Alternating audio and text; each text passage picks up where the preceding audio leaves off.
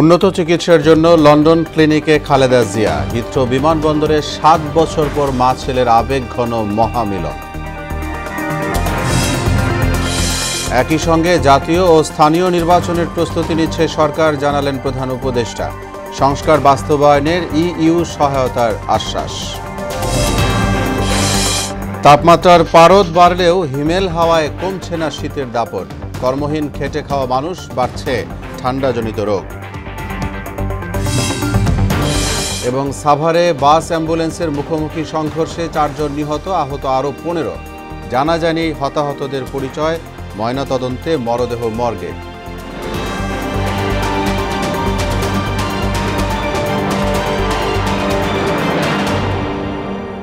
আসসালামু আলাইকুম। আমন্ত্রণ মোহনা সংবাদে এতক্ষণ শুনছিলেন শিরোনাম, সঙ্গে আছি মোহাম্মদ ওয়ালিউল্লাহ। এবার বিস্তারিত। অবশেষে লন্ডনের হিথ্রো বিমানবন্দরে দেখা হলো মা ও ছেলের। এ সময় আবেগঘন এক দৃশ্যের অবতারণা হয় স্থানীয় সকাল ৮টা ৫৯ খালেদা জিয়াকে বহনকারী এয়ার বাসটি বিমানবন্দরে অবতরণ করতেই বরণ করে নেন তার বড় ছেলে ও দলের ভারপ্রাপ্ত চেয়ারম্যান তারেক রহমান সহ পরিবারের সদস্যরা। হিথ্রো বিমানবন্দর কর্তৃপক্ষ খালেদা জিয়াকে ভিআইপি প্রটোকল দেয়। এ সময় যুক্তরাজ্য বিএনপির সভাপতি এম এ মালেক ও সাধারণ সম্পাদক কয়সর এম আহমেদ উপস্থিত ছিলেন। বিমানবন্দর থেকে সাবেক এই প্রধানমন্ত্রীকে নিয়ে যাওয়া হয় লন্ডন ক্লিনিকে। Liver cirrhosis, kidney, heart, diabetes, arthritis সহ নানা শারীরিক অসুস্থতায় ভুগছেন খালেদা জিয়া।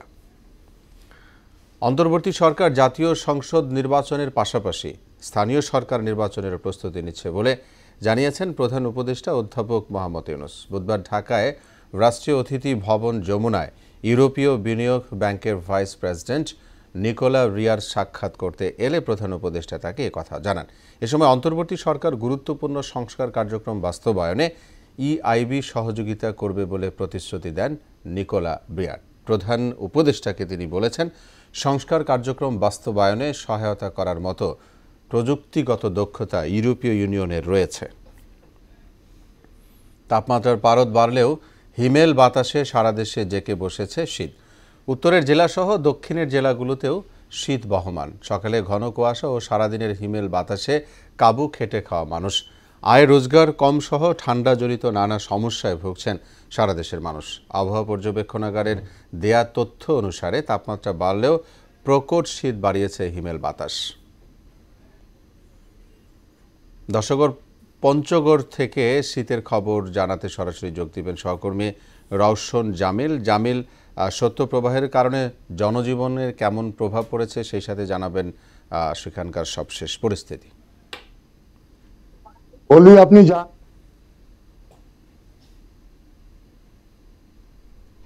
গত দুদিন থেকে এখানে সূর্যের দেখা মিলেনি। গতকালের যে তাপমাত্রা ছিল 14.2 ডিগ্রি সেলসিয়াস, আজকে সকাল 9টার সময় যে তাপমাত্রা রেকর্ড করা হয় 9.5 ডিগ্রি সেলসিয়াস এই তাপমাত্রা রেকর্ড করা হয়েছে। আবহাওয়া অফিস জানিয়েছে যে এ মাসে আরো 2-3টি মৃদু শৈত্যপ্রবাহ বয়ে যেতে পারে। এখানে খেটে খাওয়া মানুষেরা, দিন মজুর যারা বাড়ি থেকে বের হয় প্রতিদিন শ্রম বিক্রি করার জন্য কাজ করতে হয়, এই মানুষগুলি সমস্যার মধ্যে পড়েছে। বিশেষ করে আপনাকে বলি যে নদী থেকে পাথর ও বালি যে মানুষগুলি সংগ্রহ করে, এরা এই ঠান্ডার কারণে, কনকনে হাড় কাঁপানো ঠান্ডার কারণে তারা নদীতে নামতে পারে না এবং পাথরের কাজ করতে পারে না, বালি তুলতে পারে না।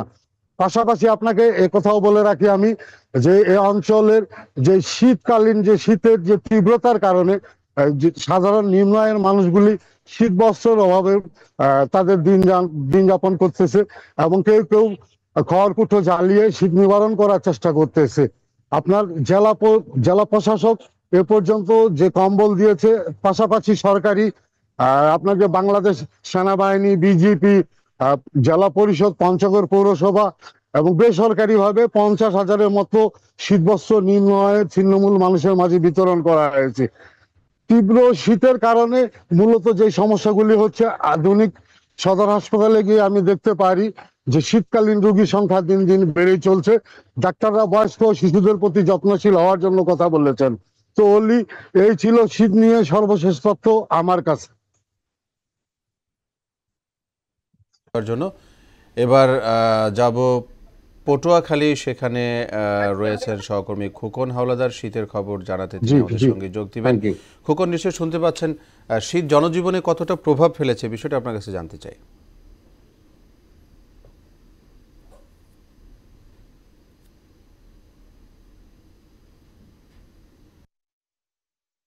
পটুয়াখালী, আপনাকে জানিয়ে রাখি যে পটুয়াখালীতে আজকে সূর্যের দেখা মিলল। বেশ কয়েকদিন থেকে কিন্তু পটুয়াখালীতে সূর্যের দেখা মেলেনি।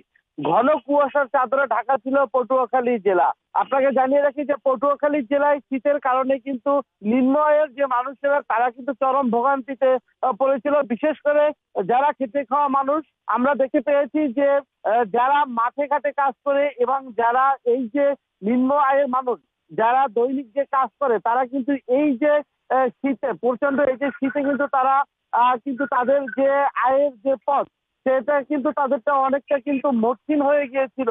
কারণ এই যে তীব্র শীতের কারণে এবং ঘন কুয়াশার কারণে কিন্তু তাদের যে সাধারণ যে জীবনমান সেই জীবনমান কিন্তু থমকে গিয়েছিল। আপনাকে জানিয়ে রাখি যে পটুয়াখালী জেলা মূলত কৃষির উপর নির্ভরশীল এবং মৎস্যের উপর নির্ভরশীল। ঘন কুয়াশার কারণে কিন্তু পটুয়াখালীতে আমরা দেখতে পেয়েছি যে জেলেরা কিন্তু সমুদ্রে মাছ ধরতে কিন্তু তারা যেতে পারছিলেন না। এছাড়াও কৃষকরা যারা আছে তারা কিন্তু এই যে ঘন কুয়াশার কারণে এবং এই শীতের কারণে তারা কিন্তু মাঠে কাজ করতে তাদের কিন্তু বেগ পেতে হয়েছে। এছাড়া সাধারণ যারা খেটে খাওয়া মানুষ তারাও কিন্তু চরম বিপাকে পড়েছে। আমরা পটুয়াখালীতে দেখেছি জেলা প্রশাসনের পক্ষ থেকে কিছু কিছু জায়গায় কম্বল বিতরণ করা হলেও কোথাও কিন্তু অন্যান্য বছরের মতো কিন্তু সামাজিক এবং সাংস্কৃতিক যে বিত্তমানরা আছে তারা কিন্তু কোথাও কম্বল এবং শীতবস্ত্র বিতরণ করতে তাদেরকে দেখিনি। আপনাকে জানিয়ে রাখি যে প্রচন্ড শীত উপেক্ষা করে আমরা দেখতে পেয়েছি যে সকাল থেকে কোমলমতি যে শিশুরা তারা কিন্তু স্কুলে কলেজে যাচ্ছেন এবং অনেকেই কিন্তু ঠান্ডায় আক্রান্ত হয়েছেন। আমরা পটুয়াখালী জেলা মেডিকেল কলেজ এবং হসপিটালে গিয়েছি, সেখানে দেখতে পেয়েছি যে ঠান্ডার কারণে বিশেষ করে শিশু এবং বয়স্ক রোগীদের সংখ্যা বৃদ্ধি পেয়েছে। ডাক্তাররা যেমনটা বলেছে যে এই শীত হঠাৎ করে যে শীত বৃদ্ধি হওয়ার কারণে কিন্তু বিশেষ করে বয়স্ক এবং বাচ্চাদেরকে যতটা সম্ভব কুয়াশা এবং ঠান্ডা থেকে দূরে রাখার জন্য। আপনাকে জানিয়ে রাখি যে পটুয়াখালীতে গতকাল এবং আজকে কিন্তু তাপমাত্রা রেকর্ড করা হয়েছে 11.28 সেলসিয়াস। পটুয়াখালী থেকে এই ছিল শীত নিয়ে আমার কাছে সর্বশেষ তথ্য। জি খোকন, ধন্যবাদ আপনাকে আমাদের সঙ্গে যুক্ত হয়ে সবশেষ খবর জানানোর জন্য। সাভারে বাস ও অ্যাম্বুলেন্সের সংঘর্ষে গ্যাস সিলিন্ডার বিস্ফোরণের ঘটনায় অ্যাম্বুলেন্সে থাকা 4 জন ব্যক্তি অগ্নিদগ্ধ হয়ে মারা গেছেন। এছাড়া আহত হয়েছেন অন্তত 15 জন। রাত 2টার দিকে ঢাকা আরিচা মহাসড়কের সাভারের রাজফুলবাড়িয়ার পুলিশ টাউনের সামনে ঘটনা ঘটে। খবর পেয়ে নিহত 4 জনের লাশ উদ্ধার করে ময়না তদন্তের জন্য রাজধানীর শহীদ সোহরাওয়ার্দী হাসপাতালের মর্গে প্রেরণ করেছে পুলিশ। তবে তাৎক্ষণিকভাবে নিহতদের নাম পরিচয় নিশ্চিত করতে পারেনি দায়িত্বরত ফায়ার সার্ভিসের কর্মকর্তারা। একজন মাত্র চিকিৎসক দিয়ে খুঁড়িয়ে চলছে দিনাজপুরের বিরলের 50 শয্যার উপজেলা স্বাস্থ্য কমপ্লেক্স। 3 লাখ মানুষের স্বাস্থ্য সেবার একমাত্র ভরসা এটি। লোকবল সংকট ও প্রয়োজনীয় চিকিৎসা সরঞ্জাম বিকল থাকায় ভোগান্তিতে রোগীরা। বিষয়টি স্বীকার করে প্রয়োজনীয় ব্যবস্থা গ্রহণের আশ্বাস দিয়েছে কর্তৃপক্ষ। সুবল রায়ের প্রতিবেদন, জানাচ্ছেন তাহসিন তারিন। 1965 সালে দিনাজপুরের বিরল উপজেলায় নির্মিত হয় 20 শয্যা বিশিষ্ট উপজেলা স্বাস্থ্য কমপ্লেক্স হাসপাতাল। পরবর্তীতে 3 লাখ মানুষের স্বাস্থ্যসেবা নিশ্চিতে 50 শয্যা বিশিষ্ট হাসপাতালে উন্নীত করা হয়। কিন্তু হাসপাতালটিতে চিকিৎসক আছে মাত্র একজন, যে কারণে মিলছে না কাঙ্ক্ষিত সেবা। একটা ডাক্তার লাইন ধরে দাঁড়াই থাকবে আছে, সময়তে ছোয়াল অসুস্থ হয়ে যাচ্ছে বেশি। আরো শ্বাসকষ্ট চিকিৎসা করার জন্য আমি এখানে আসছি, কিন্তু ডাক্তারের জন্য এখানে খুব সিরিয়াল ধরে দাঁড়িয়ে থাকতে হয়, অনেকক্ষণ দাঁড়িয়ে থাকতে হয়, 1 ঘন্টা আধা ঘন্টা এরকম। ডাক্তার যদি বেশি হয় তাহলে সুবিধা হয়। সরকারের কাছে দাবি এই হাসপাতালে অনেক ডাক্তার দেওয়া হোক, 2-4টা ডাক্তারের দরকার। অনেক রুগী আসতেছে, অনেক রুগী ঘুরে ঘুরে চলে যাচ্ছে। ঠিক মতো করে আমরা তো সেবা দিতে পারতেছি না, তখন রোগীর লোকজনের কাছে আমরা বাধার সম্মুখীন হই। বিভিন্ন সময় ওনারা আমাদেরও চড়াও হয়। প্রতিদিন বহির্বিভাগে প্রায় 400 রোগী আসেন সেবা নিতে। এছাড়া আন্তঃবিভাগে ভর্তি হয়ে সেবা নেন 30 থেকে 40 জন রোগী। তাই সেবা দিতে গিয়ে হিমশিম খেতে হয় প্রতিনিয়ত। আউটডোরেও প্রায় প্রতিদিন 400-র মতো রোগী আসে, কিন্তু বর্তমানে পুরো হাসপাতালে যেখানে 17 জন চিকিৎসক থাকার কথা মেডিকেল অফিসার, সেখানে মাত্র একজন, যে কারণে এত রোগীর চাপ একার পক্ষে সামাল দিতে আমাদের হিমশিম খেতে হচ্ছে। বিষয়টি স্বীকার করে উপজেলা স্বাস্থ্য ও পরিবার পরিকল্পনা কর্মকর্তা বললেন, সহকারী সার্জন সহ 17 জন মেডিকেল অফিসারের পোস্ট থাকলেও এখানে আছেন মাত্র একজন। বললেন, এক চিকিৎসক দিয়ে জরুরি স্বাস্থ্য সেবা নিশ্চিত করা অনেক কষ্টকর। একজন চিকিৎসক দিয়ে জরুরি স্বাস্থ্য সেবা নিশ্চিত করা এবং বহির্বিভাগে প্রতিদিন হচ্ছে রোগীকে সেবা দেওয়াটা আমাদের জন্য অনেক কষ্টকর হয়ে পড়েছে এবং এটা প্রায় অসম্ভবই বলা যায়। আমরা ঊর্ধ্বতন কর্তৃপক্ষের দৃষ্টি আকর্ষণ করেছি, ওনারা প্রয়োজনীয় ব্যবস্থা নেবেন আমাদেরকে আশ্বাস দিয়েছেন। রোগীদের সেবা নিশ্চিতে দ্রুত প্রয়োজনীয় ব্যবস্থা নেবে কর্তৃপক্ষ, এমনটাই প্রত্যাশা স্থানীয়দের। তাহসিন তারিন, মোহনা সংবাদ। সংবাদে নিচ্ছে বিরতি, ফিরে এসে আরো যা থাকছে।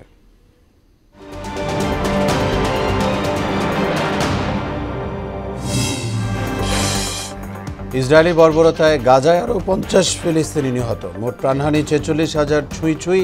যুক্তরাষ্ট্রে দাবানলে 5 জনের মৃত্যু। এবং বিপিএল এ দিনের প্রথম ম্যাচে দুপুরে মাঠে নামছে বরিশাল রংপুর, পরের ম্যাচে সন্ধ্যায় মুখোমুখি ঢাকা ও চিটাগং।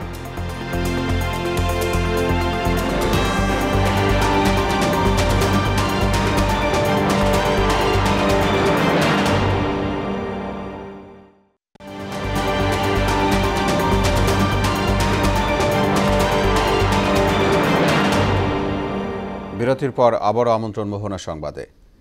শীতের এই সময়টাতে সরিষা ফুলের হলুদ রঙে ছেয়ে যায় গ্রাম বাংলার চারদিক। সবুজ সরিষা গাছের হলুদ ফুলে প্রকৃতি সাজে নতুন সাজে। তখন সরিষা ফুলের রেণু থেকে মধু সংগ্রহ করে মৌমাছিরা। সেখান থেকে মধু সংগ্রহে ব্যস্ত সময় পার করছেন মৌচাষিরা। বিস্তারিত জানাচ্ছেন বুসরাত জাহান। সাতক্ষীরায় এবছর 17,531 হেক্টর জমিতে সরিষার চাষ হয়েছে।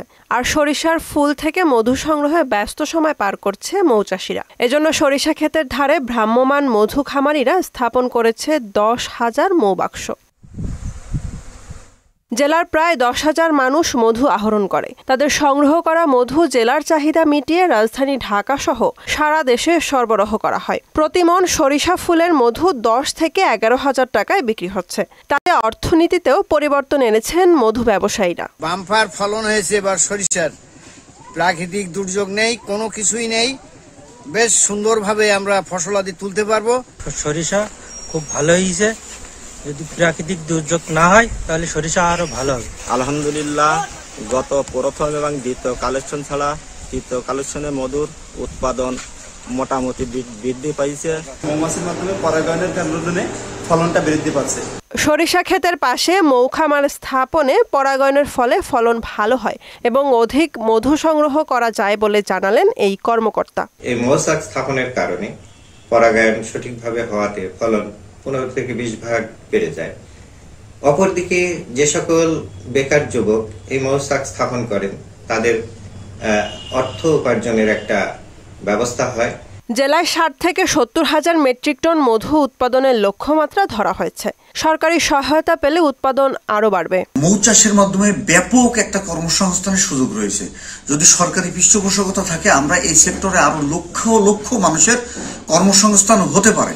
এদিকে চলতি রবি মৌসুমে ব্রাহ্মণবাড়িয়ার কসবা উপজেলার বিভিন্ন এলাকায় দিগন্তচোরা ফসলের মাঠ ছেয়ে আছে সরিষা ফুলে। বাড়ি 14 ও বাড়ি 15 সহ বিভিন্ন জাতের সরিষা চাষের লক্ষ্যমাত্রা নির্ধারণ করা হয়েছে। তবে লক্ষ্যমাত্রার চেয়ে আবাদ আরও বাড়তে পারে বলে মনে করছেন সংশ্লিষ্টরা। বুসরাত জাহান, মোহনা সংবাদ। এবারে আন্তর্জাতিক প্রসঙ্গ। ইসরায়েলি বর্বরতায় গাজার রাফা অঞ্চলে আরও 50 ফিলিস্তিনি নিহত হয়েছে। এতে 45,936-এ পৌঁছেছে প্রাণহানি, আর আহত ছাড়িয়েছে 1,09,000। এদিকে যুক্তরাষ্ট্রের লস অ্যাঞ্জেলেসে দাবানলে 5 জনের মৃত্যু হয়েছে। এরই মধ্যে 30,000-এরও বেশি মানুষ তাদের ঘরবাড়ি ছেড়েছেন। এর আগে মঙ্গলবার রাতে প্যাসিফিক প্যালিস্টেডস এলাকায় এ দাবানল সূত্রপাত হয়। প্রবল বাতাস ও শুষ্ক আবহাওয়ার কারণে বুধবার আগুন আরও ছড়িয়ে পড়ার আশঙ্কা করা হচ্ছে বলে জানিয়েছে আবহাওয়া অফিস। খেলার খবর শুরুতে বিপিএল প্রসঙ্গ।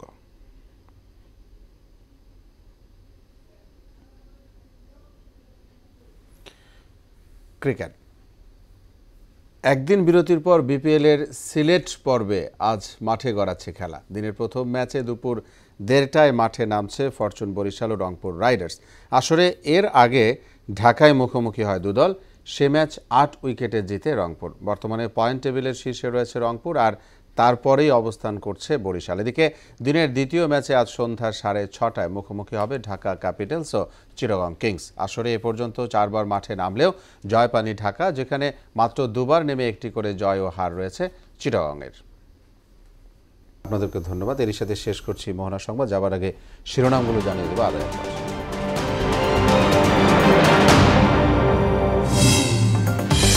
উন্নত চিকিৎসার জন্য লন্ডন ক্লিনিকে খালেদা জিয়া। হিথ্রো বিমানবন্দরে 7 বছর পর মা ছেলের আবেগঘন মহামিলন। একই সঙ্গে জাতীয় ও স্থানীয় নির্বাচনের প্রস্তুতি নিচ্ছে সরকার, জানালেন প্রধান উপদেষ্টা। সংস্কার বাস্তবায়নে ইইউর সহায়তার আশ্বাস। তাপমাত্রার পারদ বাড়লেও হিমেল হাওয়ায় কমছে না শীতের দাপট। কর্মহীন খেটে খাওয়া মানুষ, বাড়ছে ঠান্ডাজনিত রোগ। এবং সাভারে বাস অ্যাম্বুলেন্সের মুখোমুখি সংঘর্ষে 4 জন নিহত, আহত আরও 15। জানা যায়নি হতাহতদের পরিচয়। ময়না তদন্তে মরদেহ মর্গে। সবাইকে আবারও শুভেচ্ছা। পরবর্তী সংবাদ দুপুর 1টায়। এর আগে সংবাদ এক নজরে দেখবেন দুপুর 12টায়। মোহনার সবশেষ খবর জানতে ভিজিট করুন www.mohana.tv। সংবাদ দেখতে পারেন ফেসবুক ও ইউটিউবেও। এতক্ষণ সঙ্গে থাকায় ধন্যবাদ।